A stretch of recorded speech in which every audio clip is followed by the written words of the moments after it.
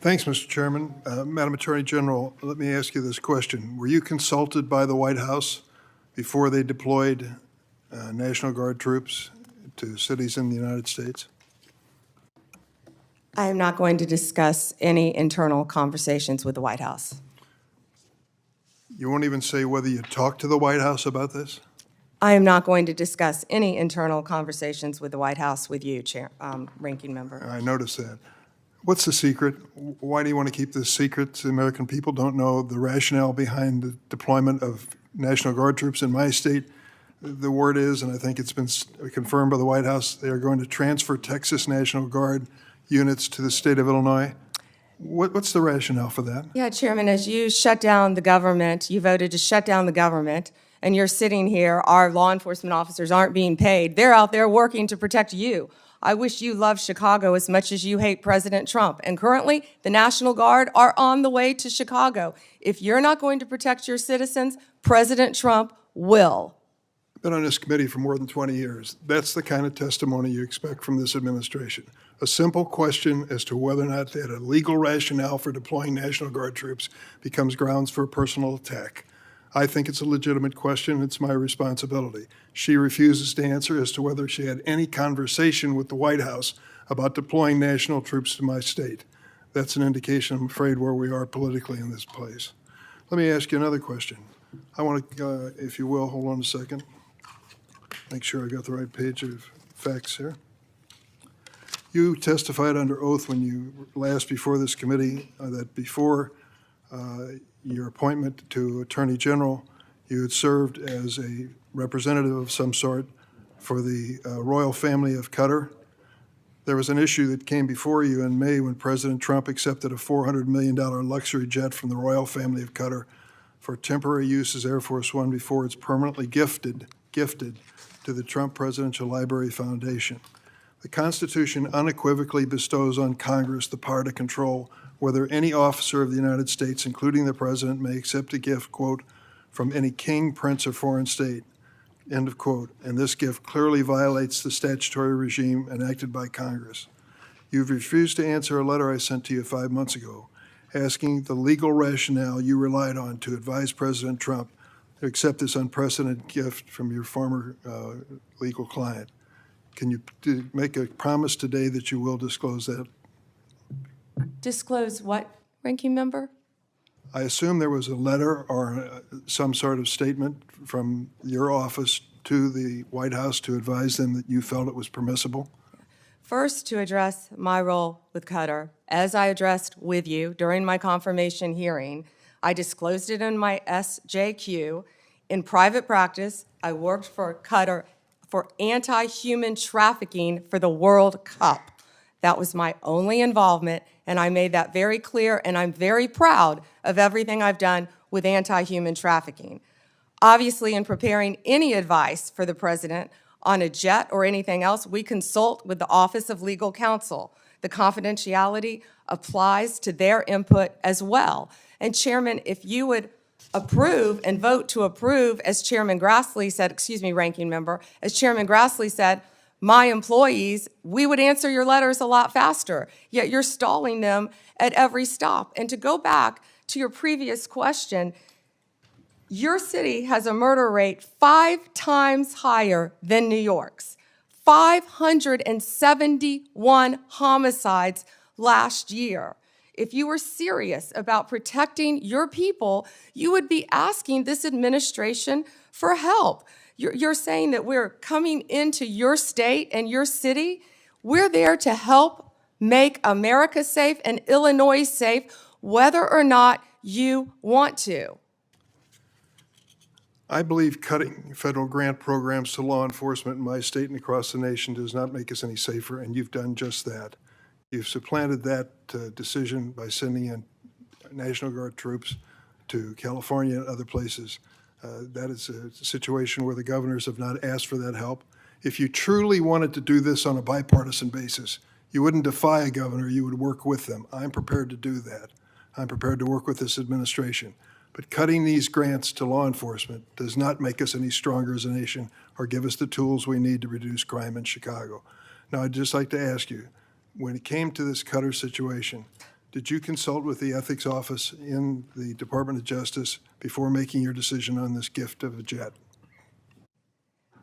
Chairman, I didn't gift a jet to anyone. My Office of Legal Counsel provides confidential advice to the President, to the White House, period. And you're conflating two issues. Cutting grants, I was very clear about what grants we've cut and what grants we haven't, only 7%. And if you have a grant in Illinois that you think that I've cut that is not that is protecting law enforcement officers or your people, you personally call me and I will work with you to turn that grant back on. I think many of the Democrats here can tell you, I have worked with them to turn grants back on. There's an appeal process. Tell me a specific grant that I have turned off in Illinois that would help law enforcement, and I will work with you. But you have not done that. Did you take a look? The National Guard is on the way right now as we speak. Oh, by the way, so is Director Patel and Deputy Attorney General Todd Blanche. You're sitting here grilling me, and they're on their way to Chicago to keep your state safe. Madam Attorney General, it's my job to grill you. The investigation of your agency is part of my responsibility and this committee.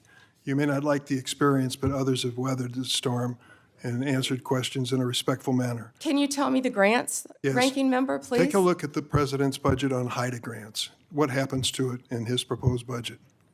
I'd be glad to meet with you on the It's grants. cut by 1/3 from $300 million to 196. That's one example of a grant that works, and your administration has suggested cutting it in the budget lies ahead. I want to ask you about items in a letter I sent you in July that you have not answered.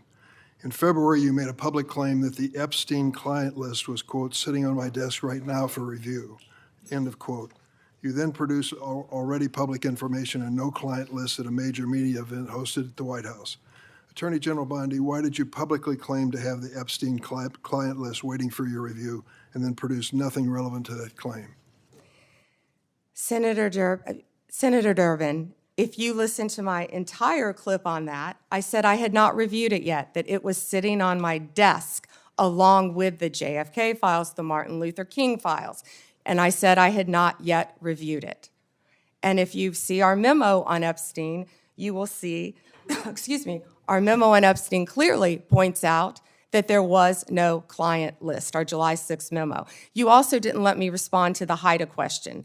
The budget transfers $196 million for high-intensity drug trafficking areas to the Office of Justice Programs, OJP.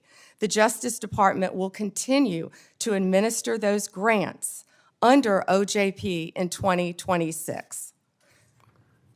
Going back to the Epstein files, according to another whistleblower who made a protected disclosure to my office, you pushed the FBI to review approximately 100,000 Epstein-related records on an arbitrarily short deadline in March, and the FBI was directed to flag any documents that mentioned President Trump. Nothing came of that review until July when DOJ and FBI released an unsigned memo stating, quote, there's no incriminating client list. Why was the July 7th memo unsigned? The July 7th memo came from the FBI and the Department of Justice. Director Patel answered those questions very clear. And, you know, Senator Durbin, I find it very interesting that you refused repeated Republican requests to release the Epstein flight logs in 2023 and 2024. You fought that.